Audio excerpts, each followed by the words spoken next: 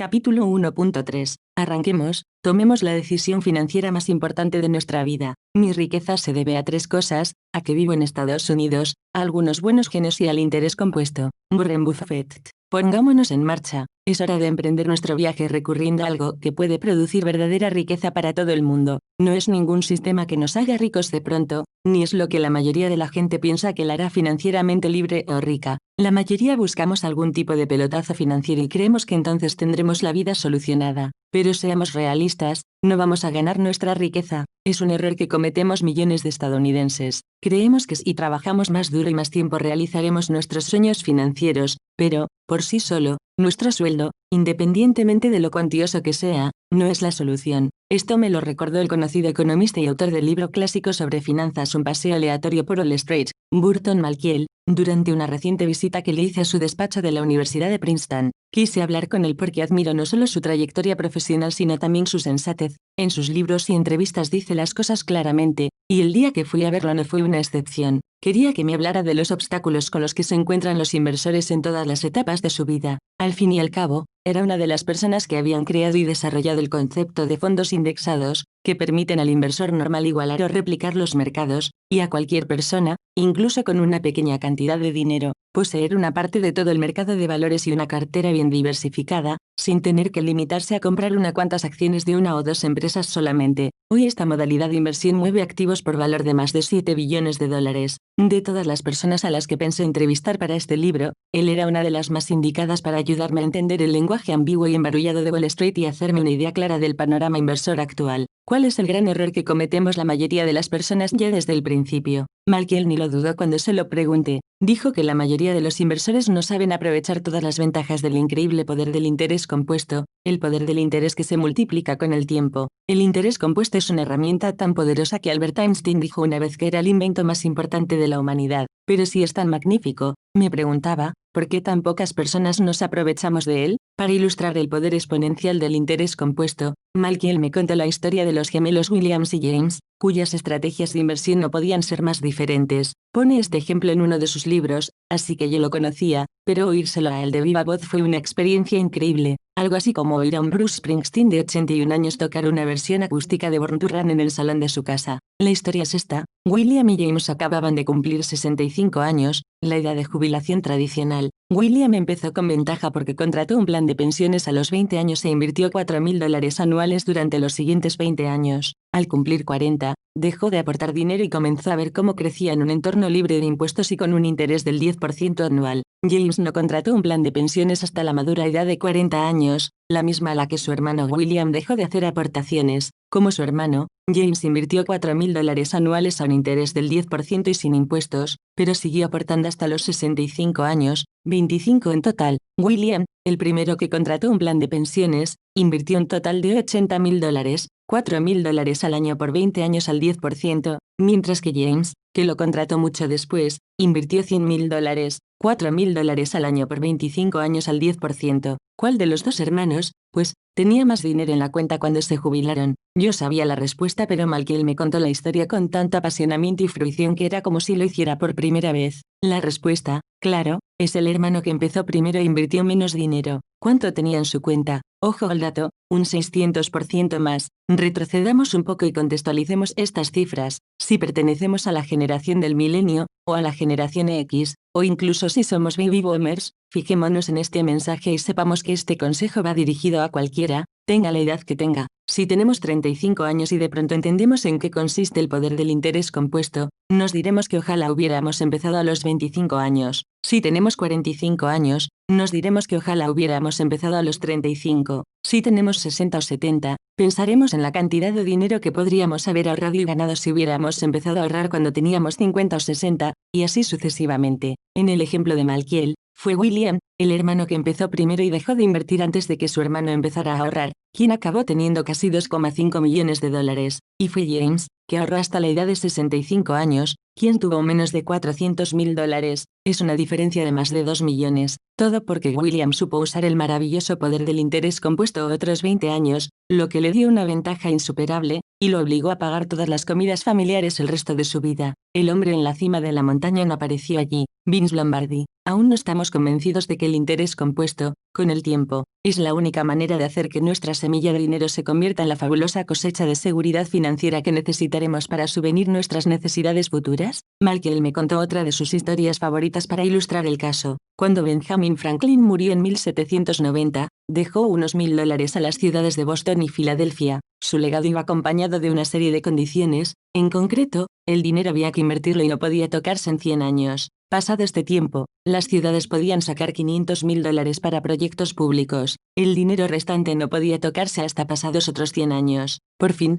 200 años después de la muerte de Franklin, un periodo de tiempo en el que las acciones rindieron a un interés compuesto medio del 8%, las ciudades podían percibir el total, que en 1990 ascendía a unos 6,5 millones de dólares. Los $1000 iniciales rindieron 6,5 millones en todos aquellos años y sin aportar más dinero. ¿Cómo fue posible? Por el poder del interés compuesto. Sí, 200 años es mucho, mucho tiempo, pero con un rendimiento del 3000% bien merece la pena esperar. Los ejemplos de Malkiel demuestran lo que ya sabíamos en nuestro fuero interno, que, en la mayoría de los casos, nuestro sueldo nunca salvará la distancia que media entre el lugar en el que estamos y el lugar en el que nos gustaría estar, porque un sueldo no puede compararse con el poder del interés compuesto. El dinero es mejor que la pobreza, al menos por razones financieras. Woody Allen. ¿Seguimos pensando que nuestro sueldo basta para alcanzar la libertad financiera? Veamos cómo les ha ido a algunas de las personas mejor pagadas del mundo. El legendario pitcher de béisbol Curtis Chiggins ganó más de $100 millones en una increíble carrera que incluyó 2 campeonatos de la Serie Mundial con los Boston Red Sox, pero luego invirtió sus ahorros en una empresa emergente de videojuegos que quebró, arrastrándolo consigo. Nunca creí que pudieran vencerme, declaró a la cadena ESPN. He perdido, ahora debe unos $50 millones. Kim Basinger fue una de las actrices más solicitadas de su generación, e incendió la gran pantalla con interpretaciones inolvidables en 7 semanas y media. Batman y la Confidencial, que le valió un Oscar a la mejor actriz secundaria. En el ápice de su popularidad, ganó más de $10 millones por película, lo que le permitió comprar una ciudad entera en Georgia por 20 millones. Basinger acabó en la ruina. Marvin Gaye, Willie Nelson, MC Hammer, Meatloaf vendieron millones de discos y llenaron estadios de fans. Y Francis Ford Coppola llenó las salas de cines con El Padrino, una de las mejores películas estadounidenses, que, al menos por un tiempo, ostentó el récord de taquilla con una recaudación de $129 millones. Todos estuvieron al borde de la bancarrota. Coppola lo estuvo 3 veces. Incluso Michael Jackson, el rey del pop, quien firmó al parecer un contrato con una discográfica por casi $1.000 millones y vendió 750 millones de discos, estuvo a punto de quebrar en 2007, al ser incapaz de devolver un préstamo de 25 millones de su rancho de Neverland. Jackson gastó dinero como si nunca fuera a acabársele, hasta que se le acabó. A su muerte, 2 años después, debía más de $300 millones. ¿Creemos que alguna de estas superestrellas se imaginó que algún día el dinero dejaría de afluir? ¿Creemos que pensaron siquiera en prepararse para ese día? ¿No hemos notado que, por mucho dinero que ganemos, siempre encontramos una manera de gastarlo? Estos ejemplos dejan claro que no somos nosotros solos. Parece que todos acabamos viviendo de acuerdo con nuestros medios, y algunos, me temo, por encima de nuestros medios. Lo vemos sobre todo en el caso de las estrellas que declinan, como esos boxeadores que llegan a lo más alto y luego desploman estrepitosamente en la lona. Ahí está, por ejemplo, la carrera llena de altibajos del excampeón de los pesos pesados Mike Tyson, que ganó más dinero que ningún otro boxeador en la historia, casi $500 millones y acabó arruinado. Pero el campeón mundial en 5 categorías Floyd Mayweather, alias Money, va camino de superar el récord de ganancias de Iron Mike. Como Tyson, Mayweather tuvo unos inicios difíciles. En septiembre de 2013 firmó un contrato con una remuneración de $41,5 millones por su combate contra Saúl Álvarez, alias Canelo, una cantidad récord que aumentó hasta más de 80 millones gracias a la televisión a la carta, y eso por un único combate. Antes de esta astronómica remuneración, ya había ocupado el primer puesto en la lista de los 50 deportistas más ricos de Estados Unidos de la revista Sports Illustrated. Personalmente, me gusta Mayweather. Es un deportista muy dotado, con una ética del trabajo como pocos la tienen. También es generosísimo con sus amigos. Me gustan muchas cosas de esta persona, pero Mayweather ya había ocupado el primer puesto de esa lista y había despilfarrado su fortuna en compras locas y malas inversiones. Es al parecer, un manirroto consumado, y se dice que lleva una mochila con $1.000.000 en efectivo, por si tiene que hacerle una donación de emergencia a Louis Vuitton. Como muchos otros triunfadores, el campeón es un lince y espero que hoy sepa invertir mejor, pero según una autoridad en cuestiones de dinero como el rapero 50 Cent, ex socio de Mayweather, el campeón no tiene más fuentes de ingresos que el boxeo. El rapero resume la estrategia financiera del boxeador lisa y llanamente: consiste en boxear, ganar dinero, gastar dinero, boxear, ganar dinero, gastar dinero,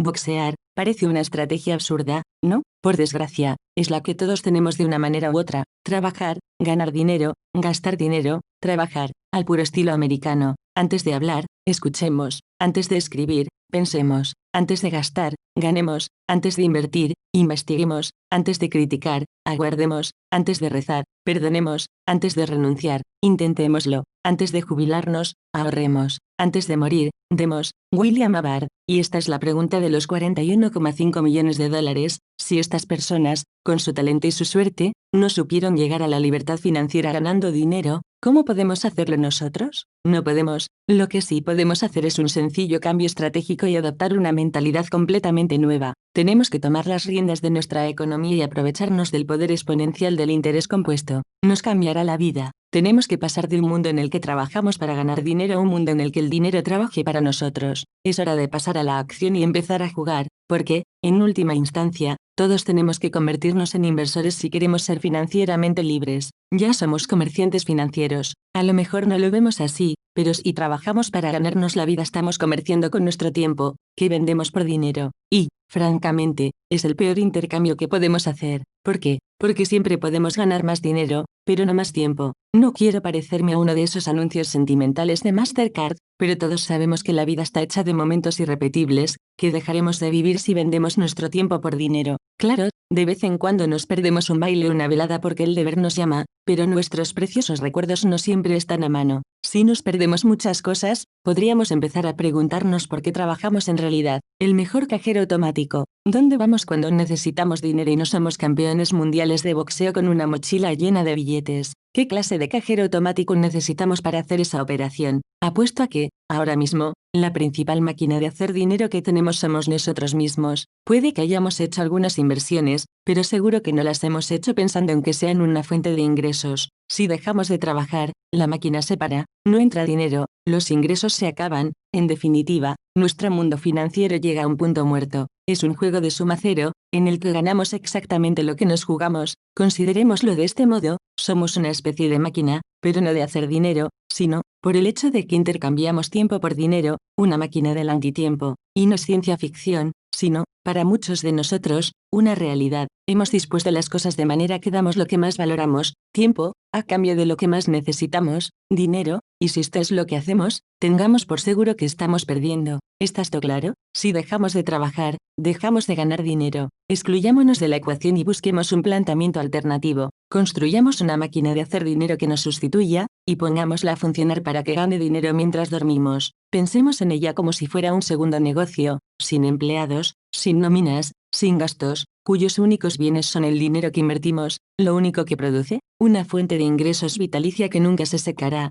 aunque vivamos 100 años. Su misión: proporcionarnos una vida de libertad financiera a nosotros y a nuestra familia, o futura familia, en caso de que no la tengamos ahora. Suena bastante bien, ¿no? Si construimos esta máquina metafórica y la mantenemos adecuadamente, tendrá el poder de 1000 generadores. Funcionará 24 horas al día, 365 días al año y uno más los años bisiestos, y hasta los festivos. Echemos un vistazo a la ilustración y nos haremos una idea más clara de cómo funciona la cosa. Como podemos ver, la máquina no puede empezar a funcionar hasta que tomemos la decisión financiera más importante de nuestra vida. ¿Y cuál es esa decisión? ¿Qué porción de nuestro salario queremos ahorrar? ¿Cuánto reservamos de antemano, antes de gastar un solo dólar en nuestra vida diaria? ¿Qué porcentaje de nuestro salario podemos, o, más importante, queremos, dejar intacto pase lo que pase? Quiero que pensemos en esa cantidad, porque de la decisión de guardar hoy un porcentaje de nuestros ingresos para disponer de dinero mañana dependerá el resto de nuestra vida. La idea es escapar de la rutina del trabajo diario y emprender el camino de la libertad financiera. Y para emprender este camino solo tenemos que tomar esa sencilla decisión y empezar a beneficiarnos del increíble poder del interés compuesto. Y lo bueno es que la decisión la tomamos nosotros y nadie más. No puedo permitirme perder el tiempo ganando dinero. Jean Louis Agassiz. Detengámonos un momento en esta idea, porque el dinero que ahorremos será la base de todo nuestro plan financiero. No los consideremos siquiera ahorros. Yo digo que son nuestro fondo de la libertad porque lo que compraremos con ellos será eso, la libertad, hoy y en el futuro. Quede claro que ese dinero es solo una parte de lo que ganamos, y es para nosotros y para nuestra familia. Si ahorramos un porcentaje fijo cada vez que cobramos el sueldo y lo invertimos inteligentemente, con el tiempo empezaremos a vivir una vida en la que nuestro dinero trabajará para nosotros en lugar de que nosotros trabajemos para él, y no tendremos que esperar a que el proceso empiece a obrar su magia. Podríamos decir, pero, Tony, ¿de dónde saco el dinero para ahorrar? Gasto todo lo que gano. Más adelante hablaremos de una técnica sencilla pero eficacísima de ahorrar sin que nos cueste. De momento, recordemos el caso de mi amiga Angela, quien se dio cuenta de que podía comprarse un coche nuevo por la mitad del dinero que gastaba en el viejo. ¿Adivinamos lo que hizo con el 50% del dinero que gastaba? Lo metió en su fondo de la libertad, la inversión de su vida. Cuando empezó, pensaba que no podía ahorrar nada, pronto pudo ahorrar el 10%, y hasta llegó a añadir un 8% más de lo que había ahorrado en el coche para gastos a corto plazo. Eso sí, nunca toca ese 10% que ahorra para su futuro. En última instancia, lo de menos es cuánto ganemos. Como hemos visto, si no ahorramos un poco podemos perderlo todo, pero nosotros no lo meteremos debajo del colchón, lo acumularemos en un entorno que nos parezca seguro pero que al mismo tiempo permita que rinda. Lo invertiremos y, según los principios que expongo en estas páginas, veremos cómo rinde hasta un punto de inflexión en el que los intereses devengados serán la renta que necesitamos para el resto de nuestra vida. Yo lo llamo máquina de hacer dinero porque si seguimos alimentándola y manejándola continuo, crecerá hasta constituir una masa crítica, una cantidad de activos seguros invertidos en un entorno sin riesgo y fiscalmente eficiente que rendirá lo bastante para subvenir a nuestros gastos diarios, nuestras urgencias y nuestra jubilación. ¿Parece complicado? Pues es muy sencillo. He aquí una manera de verlo. Imaginemos una caja en la que metemos todos nuestros ahorros.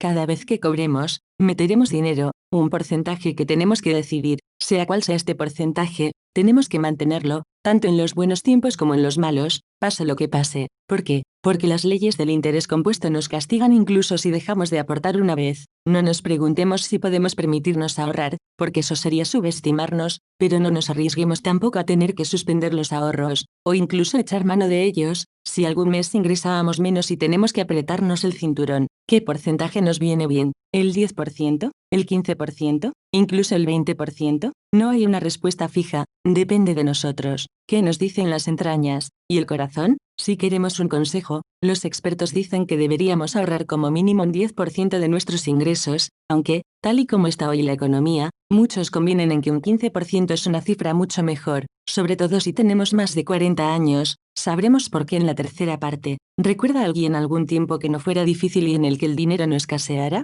Ralph Waldo Emerson. A estas alturas estaremos diciéndonos todo pinta muy bien en teoría, Tony, pero bastante apurados de dinero vamos como para ponernos a ahorrar. Y no seremos los únicos. La mayoría de la gente cree que no puede permitirse ahorrar, pero, francamente, lo que no podemos permitirnos es no ahorrar. Todos podemos sacar ese dinero extra si realmente lo necesitamos ahora mismo para una emergencia. El problema es sacarlo para cuando lo necesite la persona que seremos en el futuro, porque esa persona no parece real. Por eso sigue resultándonos tan difícil ahorrar, aunque sepamos que esos ahorros pueden marcar la diferencia entre jubilarnos holgadamente en nuestra propia casa y morir sin un duro y dependiendo de la exigua ayuda del Estado. Ya hemos visto que los economistas conductuales estudian cómo nos engañamos a nosotros mismos en materia económica, y más adelante hablaré de cómo podemos inducirnos a hacer lo que hay que hacer automáticamente, porque esa es la clave del éxito. Nuestro ahorro tiene que ser automático. Como me dijo Burton Malkiel cuando lo visité, la mejor manera de ahorrar es no ver el dinero. Es verdad, si no vemos el dinero que ahorramos, nos sorprenderá ver cuántas maneras hay de ajustar nuestros gastos. Ahora mismo expondré una serie de métodos sencillos para automatizar nuestro ahorro y que el dinero vaya a su destino antes de que llegue a nuestro bolsillo o nuestra cuenta bancaria. Pero antes veamos algunos ejemplos de personas que viven de su sueldo y que se las han arreglado para ahorrar y enriquecerse incluso cuando todo parecía ir en su contra. Rendir millones. Theodore Johnson, que empezó trabajando en la entonces recién creada United Parcel Service en 1924, trabajó duro y ascendió en la empresa. Nunca ganó más de $14,000 al año, pero esta es su fórmula mágica. Ahorró el 20% de su sueldo y de todas las primas navideñas, y lo invirtió en acciones de la empresa. Se fijó una cifra, un porcentaje de los ingresos que creía que tenía que ahorrar para su familia como haremos nosotros cuando acabe este capítulo, y él se tuvo. Gracias a los dividendos y a la buena vieja paciencia, Theodore vio al final cómo su participación en UPS ascendía a un valor de $70 millones cuando cumplió los 90 años. Impresionante, ¿verdad? Y lo mejor de todo es que no era un gran deportista como Mike Tyson ni un brillante cineasta como Francis Ford Coppola, ni aun un alto ejecutivo de la empresa. Dirigía el departamento de personal, pero entendió el poder del interés compuesto a una edad tan temprana que este tuvo un profundo impacto en su vida, y en la vida, por cierto, de muchas más personas. Tenía que mantener a una familia y hacer frente a unos gastos mensuales, pero para él ninguna factura era más importante que la promesa de su futuro. Lo primero era invertir en su fondo de la libertad. Al final de su vida, Johnson pudo hacer una serie de cosas importantes con todo su dinero. Donó más de $36 millones para proyectos educativos, 3,6 millones de ellos en becas para 2 escuelas de sordos, porque él mismo lo era un poco desde los años 40. También creó un fondo de becas universitarias para los hijos de los empleados de UPS, y conoce el lector la historia de Osceola McCarthy, de Hattiesburg, Mississippi, una mujer trabajadora que no pasó de sexto curso y curró durante 75 años lavando y planchando ropa. Vivía de forma sencilla y siempre ahorró una parte del dinero que ganaba. Así explicaba sus ideas sobre la inversión, lo guardaba, nunca sacaba nada, solo metía, acumulaba,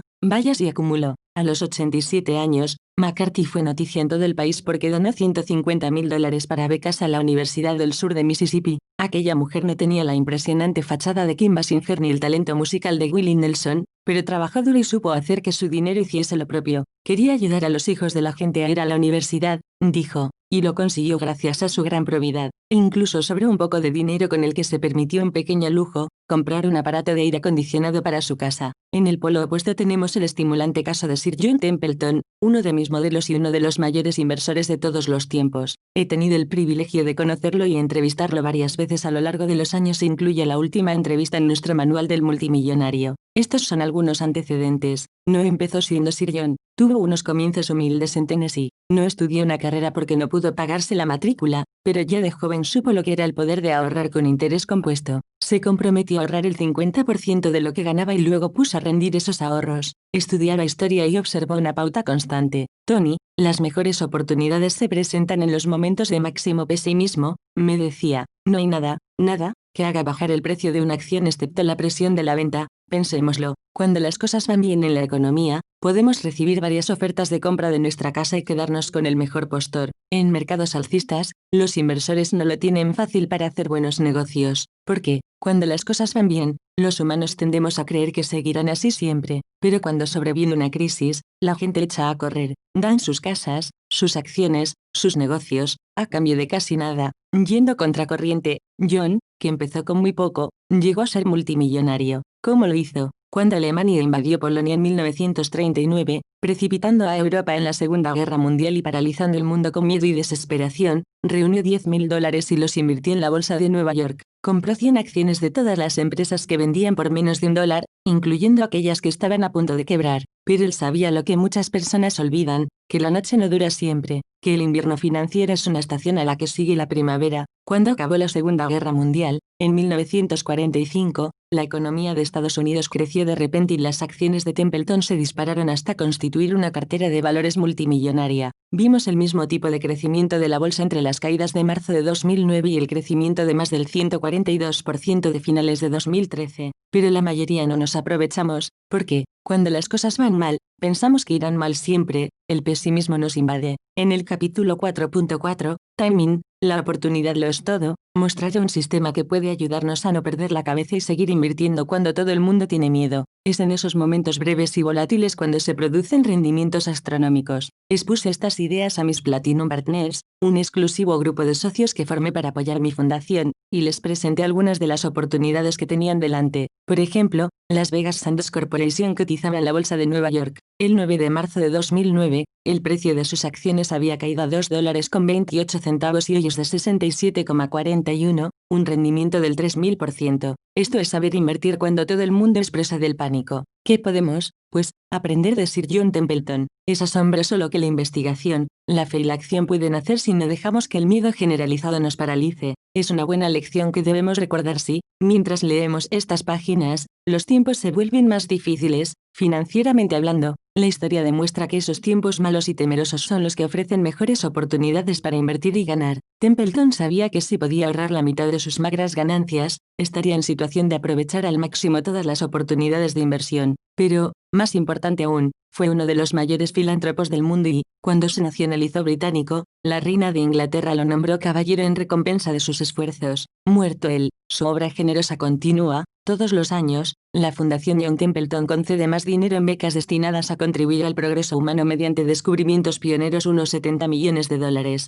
que el jurado del Premio Nobel en 10 años. ¿Y cuál es la gran enseñanza de la historia de Theodore Johnson? Que no tenemos que ser genios de las finanzas para ser financieramente libres. La lección de estos tres inversores sabios, que si nos atenemos a un sencillo pero constante plan de ahorro, invertimos una parte de nuestro sueldo y nos pagamos a nosotros mismos primero, podemos aprovecharnos del poder del interés compuesto para llegar a alturas inimaginables. La decisión más difícil es la decisión de actuar, lo demás solo es cuestión de tenacidad. Amelia Earhart. ¿Qué cantidad? Pues, vamos a ahorrar. La de Theodore Johnson era el 20%, la de John Templeton, el 50%. La de Osceola McCarthy fue un sencillo caso de mirar por el céntimo, poner esos céntimos en una cuenta con interés y dejar que rindan. ¿Y nosotros? ¿Hemos decidido una cifra? Estupendo. Es hora de decidirnos, de comprometernos. Es hora de dar el primero de los 7 simples pasos para alcanzar la libertad financiera. La más importante decisión financiera de nuestra vida ha de ser tomada ya. Es hora de que decidamos convertirnos en inversores y no solo ser consumidores. Para ello,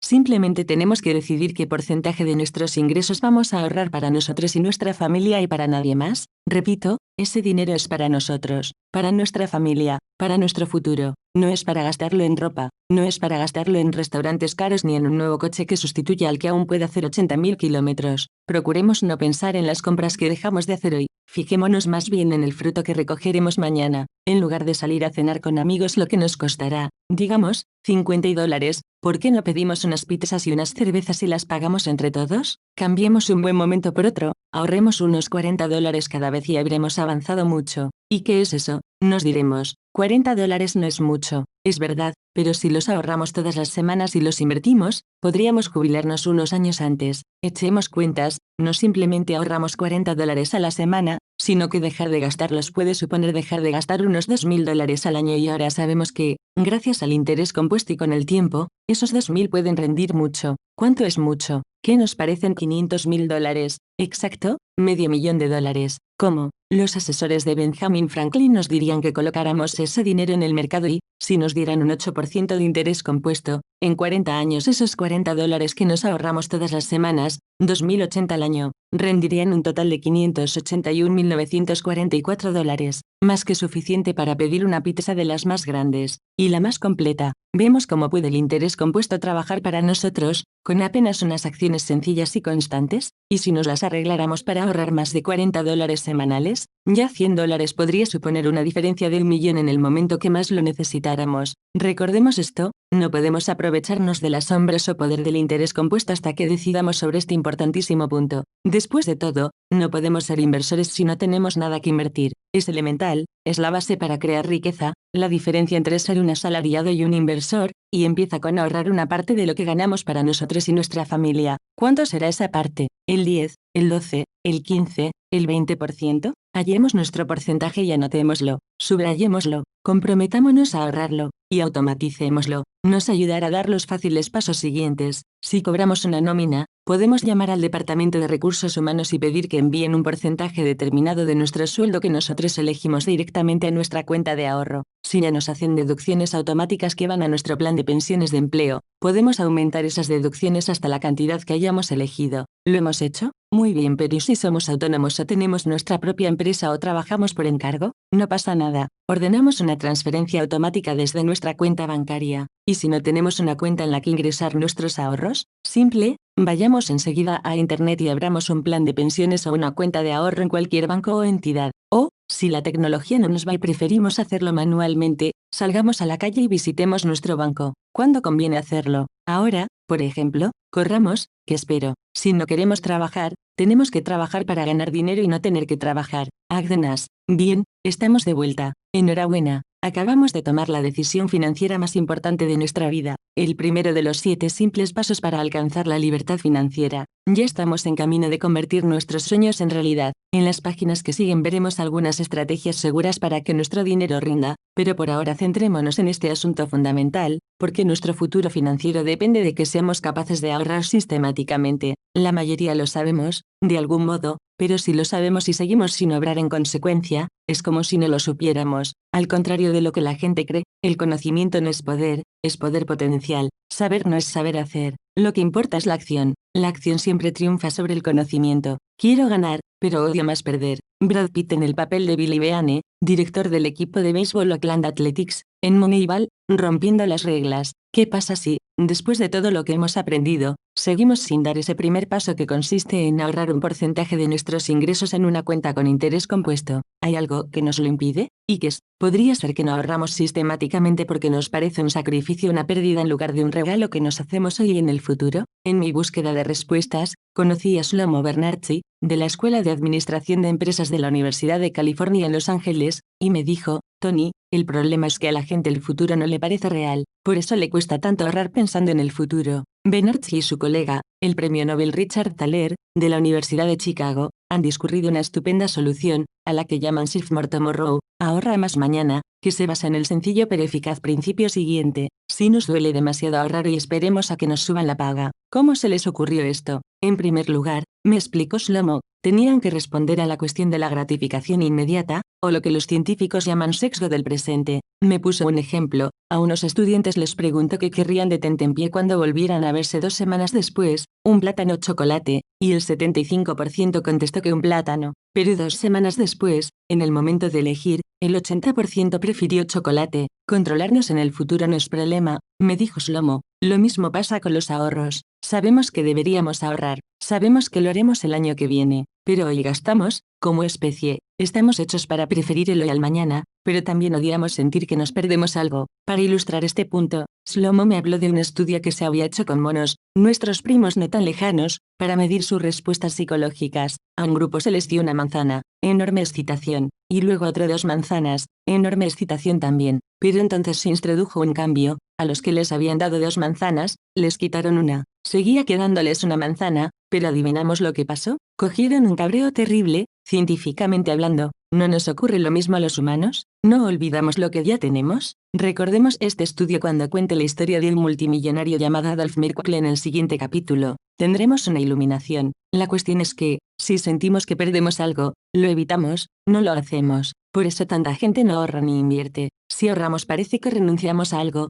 que perdemos algo hoy, pero no es verdad. Es hacernos un regalo en forma de tranquilidad, de certidumbre, de una gran fortuna en el futuro. ¿Cómo resolvieron Bernartzi y Thaler estos problemas? Con un sistema sencillo que hace que ahorrar no nos cueste. Es un sistema que responde a nuestra naturaleza. Como dijo Shlomo en un TED Talk, Save More Tomorrow invita a los trabajadores a ahorrar más, quizá el año que viene, en algún momento del futuro en el que nos imaginamos comiendo plátanos, colaborando más con la comunidad, practicando más ejercicio y haciendo todas las cosas buenas del mundo. La cosa consiste en lo siguiente: convenimos en ahorrar una pequeña cantidad de nuestro salario, el 10, el 5 y hasta tan poco como el 3%, un porcentaje tan pequeño que no notaremos la diferencia, y nos comprometemos a ahorrar más en el futuro, aunque solo cuando nos aumenten el sueldo. Cada vez que esto ocurra, el porcentaje será un poco mayor, pero no lo sentiremos como una pérdida, porque apenas nos daremos cuenta. Bernartzi y Thaler probaron el plan hace casi 20 años en una empresa del Medio Oeste cuyos trabajadores decían que no podían permitirse ahorrar un céntimo más de su sueldo,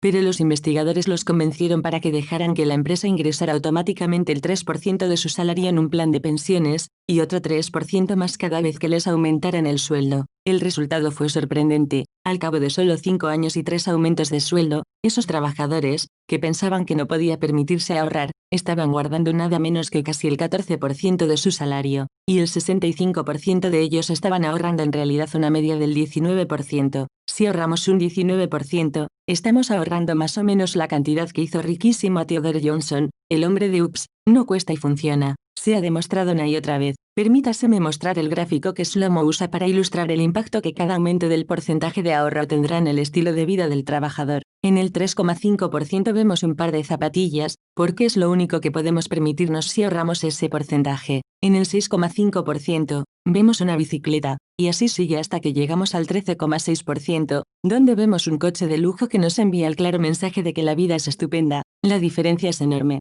Ahora mismo, el 60% de las grandes empresas ofrecen planes como Save More Tomorrow. Sepamos si la nuestra lo hace y, si no, mostremos este libro al Departamento de Recursos Humanos y veamos si pueden hacernos uno. Por supuesto, seguiremos teniendo que ganarnos nuestro aumento de sueldo. Es poco probable que nuestro jefe nos lo conceda porque se lo pidamos amablemente, pero una vez que lo obtengamos, seremos libres de ahorrar todo el importe del aumento o solo una parte, dependiendo de nuestras circunstancias. En algunos casos, la empresa duplicará nuestras aportaciones, lo que será miel sobre hojuelas. En el siguiente enlace podemos calcular el efecto de un plan de este tipo en nuestro futuro financiero. www.nitimes.com/interactive/010-04-y-on-pct-more-calculator.html. Si nuestra empresa no nos ofrece un plan, podemos contratar uno por nuestra cuenta. Podemos empezar ahorrando un 5%, aunque yo recomiendo que empecemos con no menos del 10%,